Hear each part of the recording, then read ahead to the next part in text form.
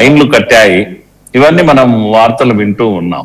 అలాగే అరూప్ అని వాళ్ళ ప్రతినిధి టిఎంసి స్పోక్స్ పర్సన్ ఆయననే చెప్పాడు, అవును ఈ వీడియో మాకు వచ్చింది, ఆయన అప్పీల్ కూడా మాకు వచ్చేసింది, నేను డ్రాప్ అవుతాను అని చెప్పేసి అధికారికంగా కూడా ప్రకటన వచ్చింది టిఎంసి వైపు నుంచి. ఆయన ఏం మాట్లాడాడు ఆ వీడియో ఒకసారి చూద్దాం సార్. బెంగాలీ భాషలోనే మాట్లాడాడు. బట్ ఆయన మాట్లాడేప్పుడు ఆయన ముఖంలో వణుకు, ఆ దైన్యం, ఆ నిస్సహాయత అన్ని కనిపించారు సార్. చూడండి. সম্মানীয় মুখ্যমন্ত্রী ফলতা উন্নয়নের জন্য স্পেশাল প্যাকেজ দিচ্ছে, সেই জন্য আমি আগামী 21শে মে যে রিপোল আছে সেই রিপোলের কন্টেস্ট থেকে আমি নিজেকে দূরে সরিয়ে দিলাম। সোনার ফলতা হোক এটাই আমার স্বপ্ন। అతను నేను తప్పుకుంటున్నాను, కారణం అంటే ఏంటంటే నా మీద తప్పుడు కేసులు పెడుతున్నారు. కోర్టుకు కూడా వెళ్ళాడు, హైకోర్టుకు వెళ్ళాడు. పోలింగ్ ముందే పోలీసులు దాన్ని అరెస్ట్ చేసే అవకాశం ఉందంటూ ఆయన ముందస్తు బెయిల్ కూడా దరఖాస్తు చేసుకున్నాడు. కల్పిత ఆరోపణలు చేశారు ఈయన మీద ఆయన చెప్పుకోవటం. సరే, అంటే మన రాజ్యాంగంలో ఉన్న బ్యూటీ ఏంటంటే నిందితుడికి కాదు, వాడు దుర్మార్గులకు కూడా అవకాశం ఉంటుంది, ఏది వాళ్ళ వాదన వినిపించుకునే అవకాశం. అందులో భాగంగా సరే ఈ సినిమా కూడా నడవాలి కదా. అప్పుడు సినిమా 3 గంటలు ఉంటుంది, మొదట్లోనే 10 నిమిషాల్లోనే క్లైమాక్స్ వస్తే ఎట్లా? అందుకని ఇది కూడా చూడాలి బెంగాల్ ప్రజలు, అతను ఏంటనేది చూడటం కోసం బహుశా ఈ తతంగం అంతా నడుస్తుందేమో అనుకుంటున్నాను సార్. సైదుల్ ఖాన్ కిడ్నాప్ అయ్యాడు. వాస్తవంగా అరెస్ట్ చేయలేదు, అఫీషియల్ గా అరెస్ట్ చేయలేదు, పోలీసులే కిడ్నాప్ చేసుకొని వెళ్ళారు.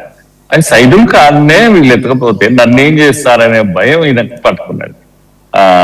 ఎందుకంటే చాలా విషయాలు ఆయన దగ్గర ఉన్న విషయాలు తెలుసుకోవాలని ముందుగా ఎక్కడో సీక్రెట్ గా అరెస్ట్ చేసి పెట్టారు, తీసుకెళ్లాడు. వీడు వెళ్ళి మొర పెట్టుకున్నాడు దీదీ దగ్గర. దీదీ ఏం చేస్తుంది ఈ మధ్యన వెళ్ళి కోర్టు వేసుకొని అదేదో లాయర్ గా అడ్వకేట్ గా ప్రాక్టీస్ చేసి అటువంటి పనులు ఏదో చేస్తా ఉంది కలకత్తాలో, హంగామా చేస్తుంది. వెళ్ళి కోర్టు దగ్గరనే అడుగుతున్నాడు, అమ్మా ఇట్లా అవుతుంది అని. అంటే పోరా బాబు, అంటే నా పని నాకు అయిపోయింది, నేనెక్కడ అనే పద్ధతిలో నిర్లక్ష్యం చేసింది, పట్టించుకోలేదు. కొద్దిగా వాదోపవాదాలు కూడా అయినాయి అటు వీళ్ళు ఇంతమంది. నిన్ను నమ్ముకొని కదా నేను చేసింది అని అంటే, ఏం చేసావు నువ్వు అని ఆమె. అలా బాగా వాడు డిసప్పాయింట్ అయ్యాడు, ఇక లాభం లేదు అనే ఉద్దేశం. దానికి వచ్చాకనే ఏం చేశాడంటే సింపుల్ గా పోయి ముందు డ్రాప్ అయిపోయాడు. టిఎంసి పరువు తీశాడు వాడు పోటీ నుంచి. అంటే టోటల్ గా ఏంటంటే నేరస్తులకు భయం ప్రారంభమైంది. ఇదే కావాలి ముందు కలకత్తాలో ఏదైనా జరగాలంటే.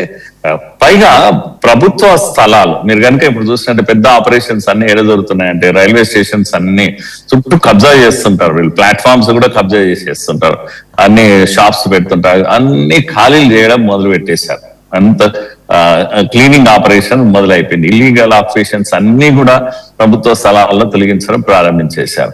సో అగ్రెసివ్ గా ముందుకు వెళ్ళిపోతున్నాడు సుధేంద్ర అధికారి. మనం అందరం కోరుకోవాలి 5 ఏళ్ళు ఆయన ఉండాలి, ఎటువంటి ఇది కాకూడదు.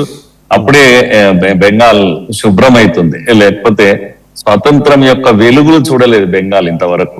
డెమోక్రసీ అంటే ఎట్లుంటుందో తెలియదు. ఎందుకంటే ఫస్ట్ 26 ఇయర్స్ కాంగ్రెస్ అలా ఎలా ఏమీ తెలుసుకోకుండానే గడిచిపోయింది. ఆ తర్వాత కబ్జా 35 ఏళ్ళు, సుమారు 34 ఏళ్ళు కమ్యూనిస్టులు ఈ వాళ్ళు వచ్చేసి కంప్లీట్ గా డెమోక్రసీ అర్థమే మార్చేశారు. డెమోక్రసీ అంటే అన్ని విషయాలు మీరు ఇల్లు కిరాయికి తీసుకుంటే కూడా మా ఆఫీస్కి వచ్చి చెప్పాలి, మీరంతా మీరు వెళ్ళి తీసుకోనికి ఇచ్చేవాళ్ళు కూడా మా ఆఫీస్కి వచ్చి చెప్పాలి.